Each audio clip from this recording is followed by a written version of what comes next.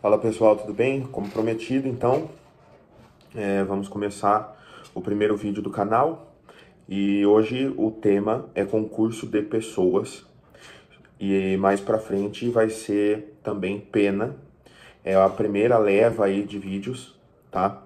E eu não sei qual vai ser o tamanho desse vídeo ainda, vou fazer alguns cortes manuais agora, né? Enquanto eu falo, depois que eu termino eu faço o corte, porque eu não vou ficar cortando o vídeo em programa, meu computador, enfim, é isso.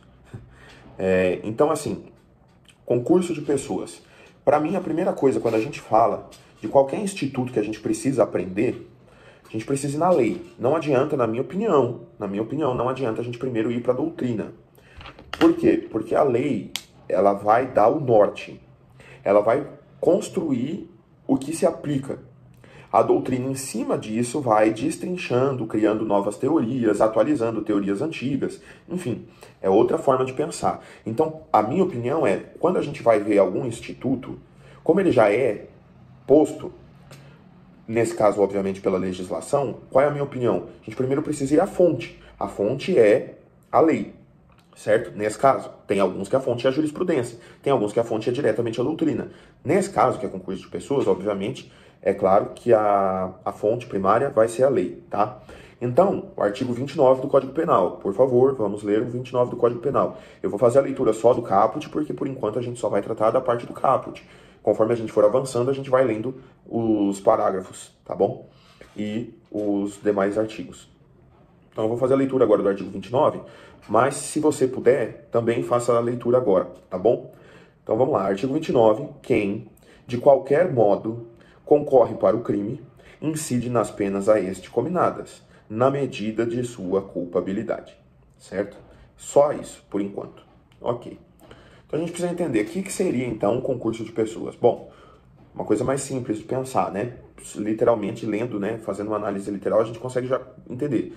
Concurso de pessoas são pessoas, então duas ou mais, uma só não serve, né? É necessário que haja a pluralidade de pessoas.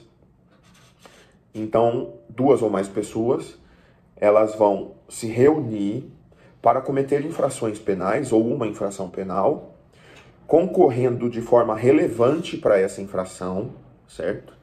E com um liame subjetivo, certo? Então, esse é o conceito. A gente vai agora começar a destrinchar um pouco isso. Então, qual é o primeiro critério para existir o concurso de pessoas? É a pluralidade de agentes, certo? A gente já falou isso. Então, um único agente não é possível haver concurso de pessoas. Então, obviamente, o primeiro critério é a pluralidade de agentes, de sujeitos, de autores, enfim. Segundo, causalidade entre as condutas e o resultado. Perceba, não adianta que alguém, por exemplo, queira dizer para o outro, cometa o crime tal. Só que isso não é suficiente para de fato fazer com que a pessoa vá executar o crime. Isso não é concurso de pessoas, certo? Porque deve haver uma causalidade entre a conduta de cada indivíduo que está praticando o delito e o resultado que esse delito produz, certo? Então, por exemplo, se alguém chegar e falar assim para você, pô, vai ali matar o João. Você vai e mata o João, mas o que ela disse tanto faz, tanto fez para que a sua conduta existisse, isso não é concurso de pessoas. Isso vai ser relevante um pouco mais para frente, quando a gente falar sobre os casos de impunibilidade do artigo 31. Então, veja, como eu estou dizendo, é necessário que haja um liame objetivo. Então, esse critério de identificação do concurso de pessoas é o que a gente chama de aspecto objetivo. Portanto, todas as pessoas que estão praticando o delito devem, de alguma forma, fazer algo, né, ter alguma atitude, não necessariamente de fazer, né, sabemos que podemos ter omissão, né, agora, tem que ter algo relevante na causalidade, deve ser relevante, certo? E outra parte disso, é uma coisa também importante, essas condutas cada um pode exercer uma função, ou todos exercem a mesma função, enfim. Essas condutas, elas devem se operar antes da consumação do delito, certo? Portanto, quando se trata de concurso de pessoas, a regra é que as pessoas, antes da consumação, devem praticar algum ato relevante para a causalidade e efeito do delito, antes da consumação, tá bom?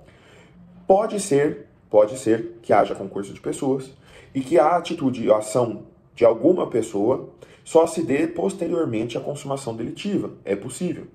Mas para que isso seja possível de ser enquadrado no concurso de pessoas e não um delito autônomo, é necessário que haja prévio ajuste entre os sujeitos. Então veja, isso é muito importante. Eu vou entrar com um exemplo prático daqui a pouco, tá? É necessário que, se a participação, a cooperação delitiva de algum agente se dê posterior à consumação do delito, para que haja o reconhecimento do concurso de pessoas, deve existir prova cabal de ajuste prévio da participação dessa pessoa, que vai só se dar posterior à consumação delitiva, tá? Isso é bem importante. Terceira coisa, é necessário haver o liame subjetivo, perfeito? O que seria o liame subjetivo? Todas as pessoas devem pensar em praticar aquele delito. Elas devem estar em comunhão mental, digamos assim, né? Todo mundo precisa estar da mesma forma. Eles precisam estar alinhados. Eles querem o mesmo delito, eles querem o mesmo resultado, eles querem o mesmo crime. Isso é importante. Por quê? Porque o parágrafo 2º do artigo 29 vai tratar de questões que altera essa relação, tá? Mas o que é importante é, todo mundo que está naquele momento precisa pensar do mesmo jeito, da mesma forma. Executar é outra coisa, mas o liame subjetivo, a forma de pensar, tem que ser a mesma. Tem que ser a mesma. Isso é muito importante. Mas não há necessidade de ajuste prévio. Veja que interessante, né? Aí você fala, puxa vida, mas como que não é? Eles não precisam combinar para isso? Não, não precisam combinar. É necessário apenas que o liame subjetivo exista. Então vou dar um exemplo disso daqui a pouco. A quarta questão é, tem que ter identidade da infração penal. Portanto, a prática delitiva tem que ser a mesma. O contexto fático é o mesmo. O delito praticado é o mesmo. Isso é muito importante. Vou tentar exemplificar com uma coisa prática, um exemplo prático, para ver se a gente consegue, então, dar uma clareada um pouco mais, certo? Vamos supor que três indivíduos queiram furtar uma residência, perfeito? Eles querem furtar uma residência. E para isso eles combinam entre si. O A, o B e o C, tá? Então, o A, ele vai ser o responsável pela locomoção do grupo e vai ficar do lado de fora observando a movimentação, perfeito? Os outros dois irão entrar na residência, irão furtar, escolher os objetos, furtar e voltar e ir embora. Ok. Veja, eles combinam entre si. Eles combinam entre si e partem para a ação. Ok. A atitude deles tem o aspecto subjetivo igual. Todos querem cometer o quê? Cometer o crime do furto. Todos querem cometer o crime do furto. Apesar de as circunstâncias fáticas serem diversas para cada um, como, por exemplo, o A vai ficar do lado de fora e vai transportar, o B é o especialista, por exemplo, em chave micha, em michar a casa. Ele rompe o obstáculo, ele desliga o alarme, ele abre a janela ou abre a porta, certo? Ele é o especialista nisso. E o outro é o forte, então ele consegue carregar mais coisa, então eles conseguem ter maior vulto, né? A res furtiva é maior, porque tem um grandão lá que consegue carregar mais coisas. Então cada um tem a sua função, veja, cada um tem a sua função. Mas todos estão concorrendo, cada um dentro da sua função e cada um com o seu ato para um único crime, perfeito? Para um único crime. Agora, todos praticam o crime de furto. Todos praticam o crime de furto. Nesse caso seria, né, na hipótese seria um furto qualificado, né, rompimento de obstáculo, tudo bem. Agora, vamos trazer um tempero um pouco maior aí. Supondo que o pessoal começasse lá a furtar a residência. O rapaz que tá lá, o A, tá lá fora, percebe uma movimentação de um cara meio esquisito e tudo, o cara fica de olho, pergunta o que tá acontecendo e tal, não sei o que, eles conversam. Aí o cara fala assim, pô, o que tá acontecendo e tal? Ah, a gente tá roubando, vai. O cara fala que ele é do crime também. Aí eles conversam lá, não, a gente tá pegando as coisas ali, não sei o que. Bom, e aí esse sujeito, esse quarto, né, esse quarto sujeito, entra na casa e começa a ajudar o povo lá a carregar mais coisa. Eles queriam levar um cofre, supondo, queriam levar um cofre que eles descobriram que tem lá na casa, que eles não sabiam. E com esse quarto cara aí, eles conseguem tirar o cofre da casa e levar o cofre embora. Pronto. Há o concurso de agentes, sem a necessidade de ajuste prévio entre eles, certo? Um exemplo tosco, mas que dá para entender, perfeito? Um exemplo tosco que dá para entender. Agora eu vou um pouco além. Vamos supor que esses 3 iniciais já sabiam que existia esse tal cofre. Eles tentaram dar um jeito lá e na hora eles não tinham conseguido levar e só com o quarto agente é que eles levaram. Mas eles sabiam, supondo que eles sabiam dessa situação, que tem esse cofre. Eles se ajustaram com o E, que eles iriam levar o cofre que era furtado, ou seja, ele é um bandido também, certo? E eles ajustam com esse 5º elemento, né? Que depois que eles fizessem o furto, que eles iam levar nele para ele lá com a solda que ele tem, conseguir fazer, né, a abertura do cofre. E aí ele receberia uma parte da res por conta desse serviço. Apesar de posterior à consumação, porque a consumação do delito de furto ocorre com a subtração, certo? Com a subtração, não necessariamente posse mansa e pacífica, isso já é bem claro, a gente pode tratar depois disso. Não há necessidade da posse mansa e pacífica, apenas a transferência da posse já é suficiente para caracterizar o crime de furto, certo? Então, esse 5º elemento não está concorrendo com algo importante para o delito, apesar da consumação. E aí a questão seria, pensando como defesa, né? Pensando como defesa, a questão seria a seguinte: ele sabendo do crime, para mim, ele está participando do crime de furto, tá? Como defesa, o que eu pensaria? O crime já foi exaurido, o crime já foi consumado, ele está participando só do exaurimento do crime. Então eu tentaria sair dessa forma, que ele não está praticando o crime de furto, ele está praticando apenas uma parte de um mero exaurimento do delito, tá? Mas eu acredito que não colaria, tá certo? Então, isso que é importante. E por fim desse exemplo, para poder tratar da última parte, que é a identidade da infração penal, né, que todos têm que concorrer para o mesmo delito para se caracterizar o concurso de pessoas, a questão é a seguinte, veja só. Supondo que o A, que é o cara que vai levar e vai trazer e vai dirigir e vai ficar de olheiro lá, supondo que esse cara tenha cometido um roubo ou mesmo um próprio furto do veículo que eles vão usar, não caracteriza o concurso de pessoas, porque apesar de cometer o crime, o furto ou o roubo para pegar o carro para participar desse delito, apesar disso, que é uma agravante genérica, a gente vai ver isso, apesar disso, os outros não tem nada a ver com isso. Os outros não participaram desse delito. O liame subjetivo deles não era roubar carro. Veja a diferença? Então, o A, ele precisava do meio de transporte para fazer a parte dele na ação do furto. E aí, então, ele roubou ou furtou o veículo. Mas isso não é suficiente para colocar esse delito de furto-roubo no concurso de pessoas, certo? Incluir esses outros nesse delito também. Por quê? Porque é necessário que haja identidade da infração penal, além do liame subjetivo, além do resultado e da conduta terem também um liame, um nexo causal, né? Então eu acho que deu para ficar claro e entender essa primeira parte. Essa é a parte só conceitual. Eu vou pausar o vídeo agora e a gente vai continuar daqui a pouquinho. Espera um pouquinho. Pessoal, então a gente vai falar agora sobre a teoria do domínio do fato, muito relevante para esse mesmo tema, né? É a teoria que trata sobre autoria e participação delitiva e é usada para poder pegar o pessoal de máfia, organizações criminosas, né? E ela foi criada por Hans Welsen, desculpa, gente, não sei falar o nome do cara, tá? Em 39. E a grande questão é a seguinte: porque entendia-se que autor é aquele que pratica o núcleo do tipo penal, por exemplo, no furto subtrair. E aí o outro não, né? Por exemplo, no nosso caso, o olheiro lá, o cara que leva, o cara que traz e ficou olhando lá, ele seria partícipe em alguma teoria aí, tá? Isso não é correto de pensar na teoria do domínio do fato, tá? Assim, é correto pensar que ele é partícipe, tá? É correto que ele pensar que é partícipe, perdão.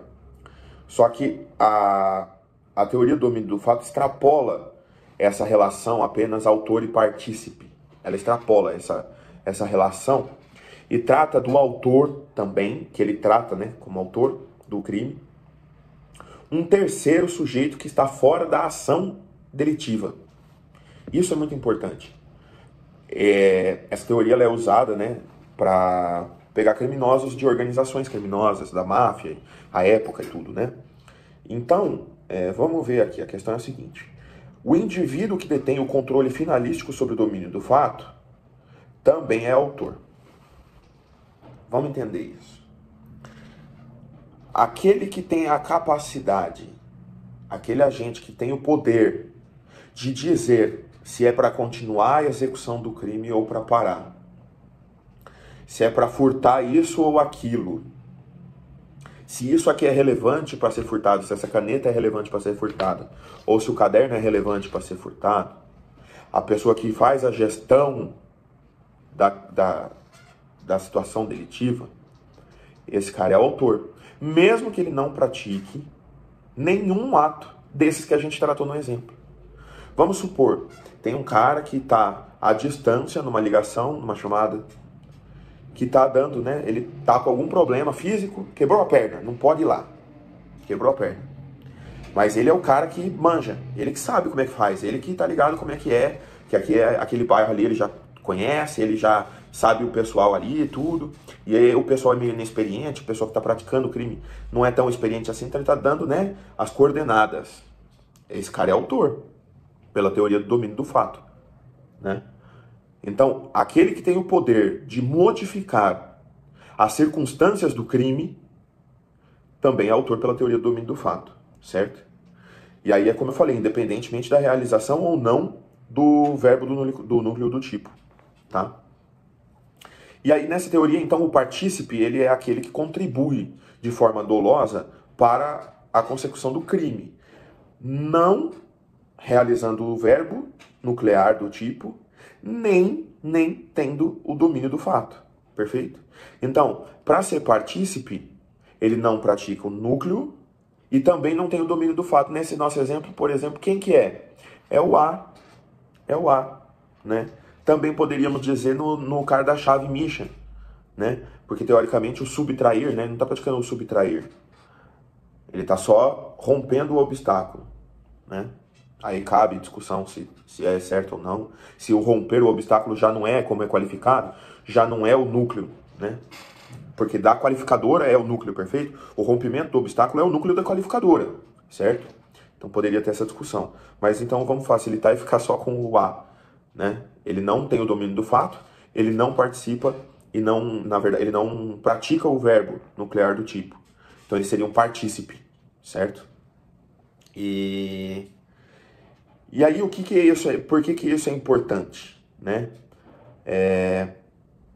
Porque permite, justamente, que os mandantes dos crimes que não sujam as mãos sejam também punidos. O que a gente chama de mentor intelectual, autor de escritório, autor não sei das quantas, tem um monte de nome. Eu não gosto dessas coisas, tá, gente? Me perdoa. Eu não gosto dessas coisas. Tem nome pra tudo. Os caras criam nome, inventam nome pra tudo. Você tem que decorar 950 nomes diferentes para cada tipo de coisa. Isso me irrita muito, eu odeio isso, tá? Ficar categorizando cada coisa, né? Tem um pelinho de ovo diferente, eles já querem criar uma nova categoria de alguma coisa. Eu já não concordo, não gosto dessa situação, não. Pra gente que tá tentando passar em alguma prova, isso é horrível. Mas vai fazer o quê, né? Então é isso. Acho que ficou claro, né? A teoria do domínio do fato, então, ela veio para poder responsabilizar aquele que, apesar de não praticar, pode ou não, mas é que se sim, ele já é autor, né, gente? Então, aquele que não pratica o verbo nuclear do tipo, mas é aquele que coordena a situação fática, é aquele que detém o domínio do fato, perfeito? Então, vou fazer mais uma pausa, a gente já volta já. Eu vou falar um pouco agora sobre a autoria mediata, tá? A autoria mediata, ela consiste naquela pessoa que quer um crime, ela quer que um crime seja praticado, mas ela mesma não vai executar esse crime, ela não vai colocar a mão na massa, e ela se utiliza de um outro para que esse crime seja cometido. E esse outro é uma pessoa ou inculpável, ou ela age sem dolo ou sem culpa, certo? Ou sem dolo ou sem culpa, tá? Nesse caso, a gente não vai ver, então, a figura do concurso de pessoas, porque, como a gente já viu, para existir o concurso de pessoas, é necessário que haja um liame subjetivo entre eles. Isso não acontece aqui, obviamente, fica muito claro, né? Não existe esse vínculo subjetivo entre os agentes. Não para a consecução do crime, e é isso que importa, veja. O agente mediato, que é aquele que faz, induz, auxilia, pede que a pessoa imediata pratique, então, um delito, esse autor mediato, ele é aquele que vai dar um jeito para que a pessoa pratique o delito, certo? E, mais uma vez, só para deixar claro, essa pessoa que vai praticar o delito, ela não age com culpa, ela não age com dolo, ela não é culpável. Uma dessas três coisas tem que ter para ter a caracterização da autoria mediata, beleza? Por exemplo, quando há um erro de proibição inevitável e é provocado por terceiro. Então, vamos supor que vem um gringo pra cá, o cara... Clássica forma de pensar, tá? O cara é holandês, o cara tá acostumado lá a ter a liberação de maconha, por exemplo. E aí vem um brasileiro, conhece esse cara, ele fala assim, o cara fala assim, que pena, né? O holandês chega e fala pra ele, pô, que pena que no Brasil é proibido vender maconha, porque eu tenho um monte de pé de maconha lá na casa, tal, não sei o que é um amigo meu lá e tal, só que a gente não pode vender, né? A gente usa só para consumo próprio e tal. Um exemplo esdrúxulo, tá? E aí esse cara chega e fala assim, não, no Brasil pode vender, é liberado, o pessoal lá do STF descriminalizou, agora tá todo mundo pode vender o que quiser de maconha. Erro de proibição causado por terceiro inexcusável. Vamos colocar aqui que é inexcusável, tá? Não é, na minha opinião, não é inexcusável, mas vamos fingir que é, tá bom? Então, nesse caso, o que acontece? O terceiro foi induzido a cometer o crime sem saber, ou foi induzido a achar que o crime não era crime. Um erro de proibição clássico, causado por terceiros. Esse terceiro é o autor mediato. E ele, o holandês, é o autor imediato. Não há concurso de pessoas no crime. Por quê? Porque houve um erro de proibição. Certo? Então é isso. Essa é a parte da autoria mediata. Agora eu vou tratar também sobre o que a gente chama de coautoria incerta.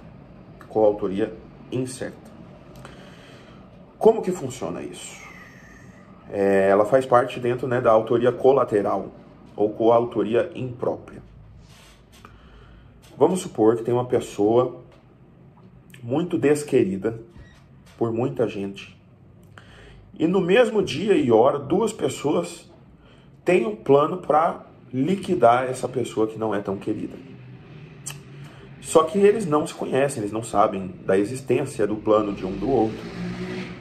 E aí, ambos, por exemplo, atiram nesse sujeito que não é querido por muita gente. Ambos podem ter participado para o resultado perfeitamente. Há causalidade entre a conduta de ambos e o resultado. Fechou? Só que não há liame subjetivo. Então não pode se tratar de concurso de pessoas, certo? Agora vamos tratar então agora da autoria incerta mais especificamente. Supondo nesse mesmo cenário hipotético que a perícia seja feita e a perícia não consegue concluir qual foi o tiro que ocasionou a morte. Não se consegue dizer nem qual foi a causa exata da morte, por exemplo. Supondo que teve algum problema com o corpo de delito. E aí? Tem-se o evento morte, materialidade comprovada. Autoria, não temos. Não há autoria delitiva. Por quê? Porque a gente não pode provar o nexo de causalidade entre conduta e resultado. Sabe-se que ambos atiraram, mas não se sabe qual tiro matou. E aí? E aí que o indômio pro réu entra em ação e eles não podem ser punidos pelo crime de homicídio consumado. Tem que ser tentado. Ambos responderão por homicídio tentado sem concurso de pessoas. Porque se não é possível determinar quem foi que causou o resultado, a gente não tem como individualizar essa conduta. A gente individualiza a conduta de atirar, mas não consegue determinar a causa da morte. Se isso acontece, acontece a autoria incerta. Acontece a autoria incerta. E aí, nesse caso, portanto, pune-se apenas com a tentativa para ambos os agentes, certo? Então, é isso, certo? Eu vou dar uma pausinha aqui e a gente vai falar sobre participação daqui a pouco. Pessoal, voltei em outro dia aqui para continuar o nosso vídeo. A gente vai falar agora, então, para finalizar esse assunto, sobre a participação no crime, né? Já falamos, então, da autoria, agora vamos falar da participação, tá? Para ser participação, o que é necessário? É importante e imprescindível que seja uma conduta acessória. Ela não pode, portanto, ter uma relevância fundamental para o delito. Se tem relevância fundamental para o delito, obviamente ela não é uma participação, ela é uma coautoria, tá certo? E essa participação, essa conduta acessória, ela pode ser feita doutrinariamente, pode ser feita por 3 meios, tá? O auxílio, o induzimento ou a instigação. O auxílio é uma prestação material, certo? Uma prestação material. O induzimento ou a instigação é uma ajuda moral, digamos assim, né?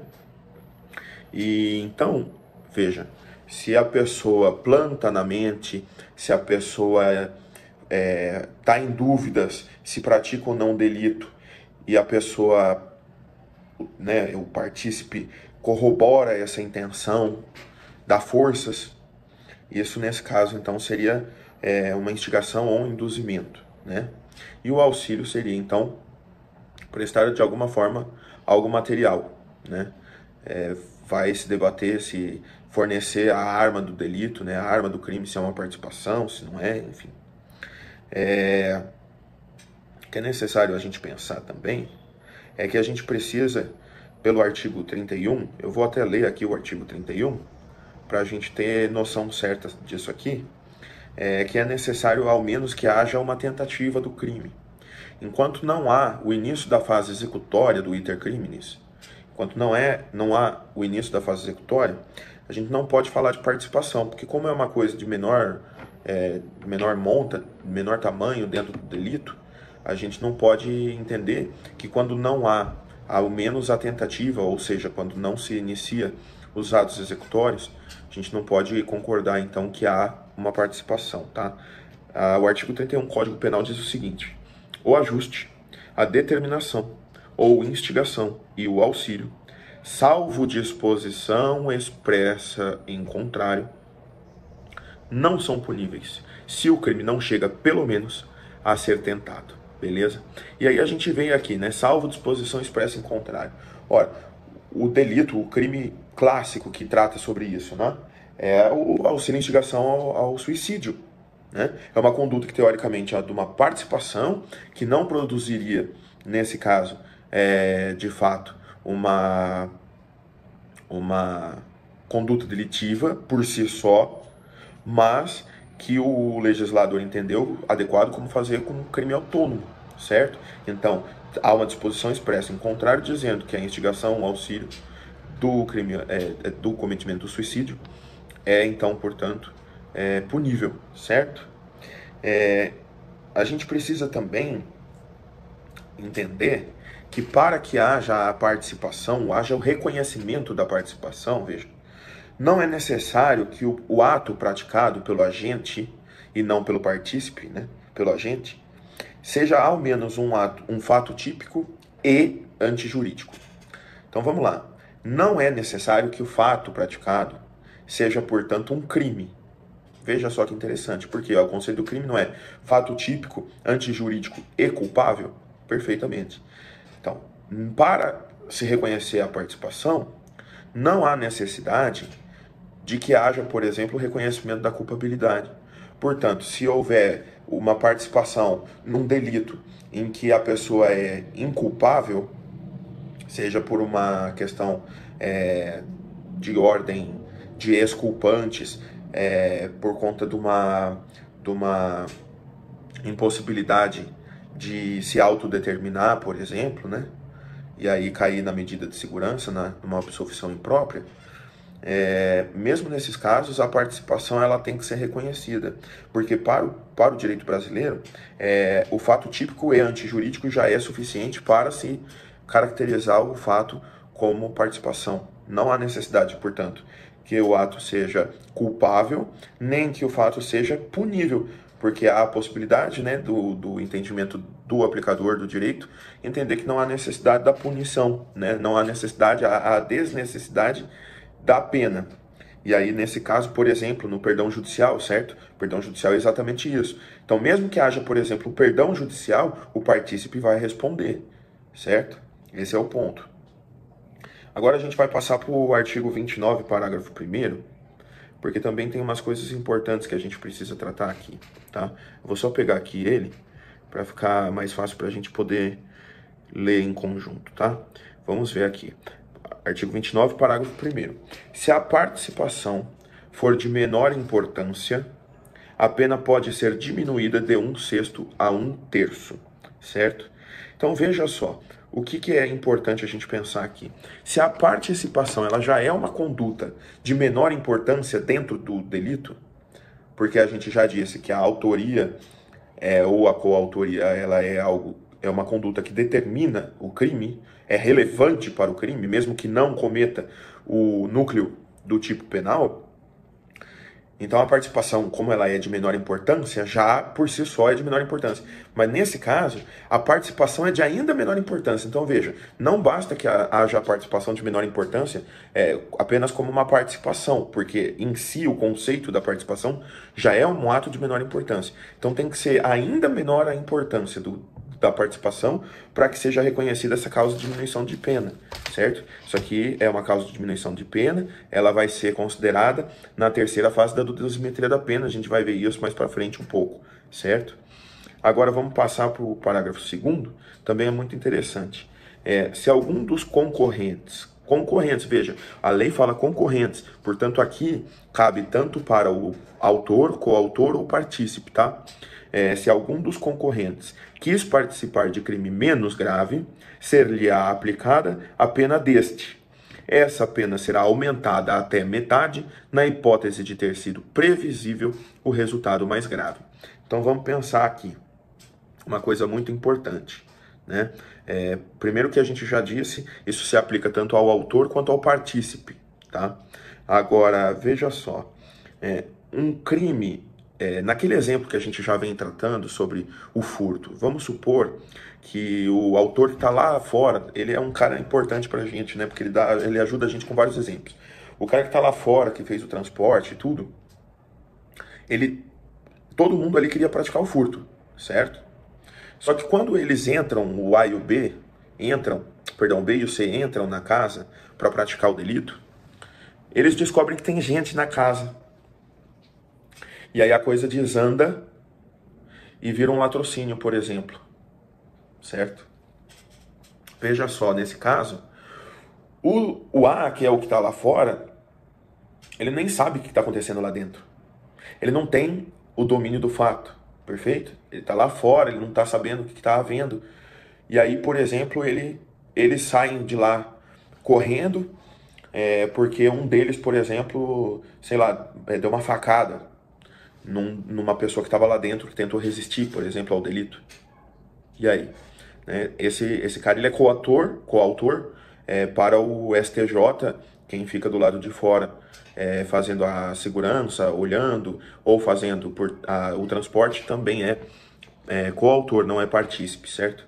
Então vamos pensar, se ele é coautor nesse caso, mas ele não tinha o domínio do fato, ele não sabia o que estava acontecendo lá dentro, houve delito, houve uma escalada no delito, o liame subjetivo de todos os coautores era do furto, mas por algum acaso lá dentro acontece de eventualmente passar por um delito, por exemplo, do latrocínio, ou mesmo um roubo, não precisa ser um latrocínio, mesmo um roubo, haja a aplicação da violência, por exemplo, eles amarram e não matam, mas amarra, por exemplo, coloca no banheiro, isso é uma violência, obviamente, então, portanto, um roubo. Nesse caso, veja só você, esse coautor que ficou do lado de fora pode ser beneficiado, nesse caso será beneficiado por essa disposição, certo? E aí ele vai ter a pena aplicada de qual delito? Do crime que ele queria praticar, que é o crime de furto, certo? Então ele vai ter esse delito, ele vai ser condenado no delito de furto, que é o delito que ele queria praticar. Agora, se fosse previsível, por exemplo, a lei fala isso, né? Se fosse previsível o resultado mais grave, daí nesse caso há uma causa de aumento de pena também, de metade, até metade, certo? Até metade. Então veja, por exemplo, o que seria se fosse previsível? Se quando eles chegassem a intenção fosse furto, mas supondo as luzes da casa estavam acesas. E aí eles sabiam que tinha gente em casa e que provavelmente não ia ser suficiente cometer o furto. Que possivelmente eles teriam que agir com algum tipo de violência ou grave ameaça. Então, nesse caso, como já é previsível que o delito que eles antes haviam pensado já não ia ser suficiente para a conduta, para o fim, para o resultado que eles gostariam, então teria que haver a escalada para um roubo, por conta de saber que havia pessoas lá dentro. Nesse caso, a causa de aumento de pena vai ser aplicada até a metade, tá certo? Agora a gente vai falar sobre as circunstâncias incomunicáveis do artigo 30. Vamos ler aqui o que o artigo 30 fala. Não se comunicam as circunstâncias e as condições de caráter pessoal, salvo quando elementares do crime. Perfeito. Então vamos definir primeiro, né? Vamos definir primeiro. O que seriam essas circunstâncias e condições de caráter pessoal, né? Bom, circunstâncias de caráter pessoal, por exemplo, é a confissão, é a motivação, se a motivação é torpe, se a motivação é fútil, por exemplo, porque é uma questão que diz respeito a um agente, porque cada agente pode ter uma motivação diferente. Eles podem ter a mesma motivação e aí, nesse caso, incidir sobre todos, ok? Só que, caso haja motivações diferentes, portanto, elas serão consideradas isoladamente para cada um dos agentes, certo? Essas circunstâncias de caráter pessoal, elas não se comunicam. A confissão, por exemplo, ela obviamente não se comunica. Se há um dos autores confessa o crime e outros não, a causa agravante, não, perdão, a atenuante genérica da confissão espontânea, ela deverá ser aplicada apenas para um dos agentes, que é aquele que efetivamente confessou, os outros não, certo? Então isso é uma circunstância de caráter pessoal. Agora, a condição de caráter pessoal, ela já é um pouco diferente. Ela diz respeito à efetiva condição do agente. Por exemplo, a menoridade relativa, que é aquela prevista onde o agente que possui menos de 21 anos na data do fato tem direito, por exemplo, à redução da metade do prazo prescricional. Tem uma causa não é causa de diminuição, é uma atenuante genérica também, perfeito? Ou, por exemplo, a senilidade, né? Que é acima de 70 anos na data da sentença, que também é uma causa que diminui pela metade o prazo prescricional, tanto da pretensão executória quanto da pretensão punitiva, e também é uma atenuante genérica, certo? E, por exemplo, também a reincidência, que aí sim a reincidência é uma agravante genérica, certo? Então, havendo a reincidência só incide àquele que é reincidente. Veja, até por uma questão de princípio do direito penal, né? Até por uma questão de princípio do direito penal. Como é que eu vou condenar uma pessoa? Como é que eu vou agravar a pena de uma pessoa pela reincidência se ela não é reincidente? Perfeito? Isso é inconstitucional, obviamente, né? E aí, agora, então, o que efetivamente comunica? As circunstâncias de caráter objetivo. Quais são elas? Por exemplo, emprego de veneno, emprego de arma de fogo, meio cruel, certo? Porque o meio cruel, por exemplo, é uma questão objetiva do delito. É como o modo de como o delito foi praticado, o modus operandi do delito. Isso é comunicado, isso se comunica entre os agentes, tanto partícipes quanto coautores, certo? E as elementares do crime também se comunicam. Por exemplo, cometer o crime de peculato, obviamente você precisa ser funcionário público. Mas supondo que somente um dos agentes é funcionário público e há outros coautores. Esses coautores, eles vão receber, por extensão, a qualidade de funcionário público. Porque essa é uma elementar do crime, do peculato. Ele não vai responder por furto, ele vai responder por peculato, mesmo que ele não seja funcionário público. Perfeitamente. Esse é o ponto. Então é isso. Acho que nós falamos sobre tudo o que precisávamos. Falamos sobre o artigo 31, né? Que não pune, ao menos se tentado, né? Então a gente falou sobre essa parte de concurso de pessoas. Espero que tenha ajudado vocês. Por favor, comentem no vídeo, me falem como é que ficou, se ajudou, se não ajudou, se tem algo que eu poderia acrescentar, se algo não ficou tão claro que eu possa esclarecer um pouco melhor. Como eu falei, peço paciência. Isso aqui não é um vídeo para ensinar 100%. Isso é para ajudar vocês. Obviamente, há a necessidade do estudo prévio e também isso aqui é muito mais também para que eu possa fazer uma revisão do meu conteúdo de estudo e não só para poder fazer a ajuda para vocês, tá bom?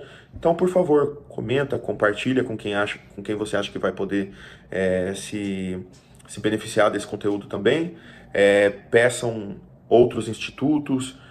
Já adianto que então eu vou fazer um vídeo, vários vídeos provavelmente, sobre pena, tá? Sobre pena. Vão ser vários vídeos porque é impossível fazer num só, ficaria gigantesco, gigantesco, gigantesco. Eu ainda não tenho tanto dom da síntese, tá? Então vai sair, mas aos poucos, porque isso aqui serve como revisão. Eu não posso ficar o dia inteiro só fazendo essa abordagem. Eu preciso também consumir conteúdo, né? Eu preciso estudar também de outra maneira, né? Fazendo a minha leitura da lei, fazendo a leitura da doutrina, enfim, tá bom? Então agradeço muito quem ficou e, por favor, se inscrevam aí no canal. Valeu!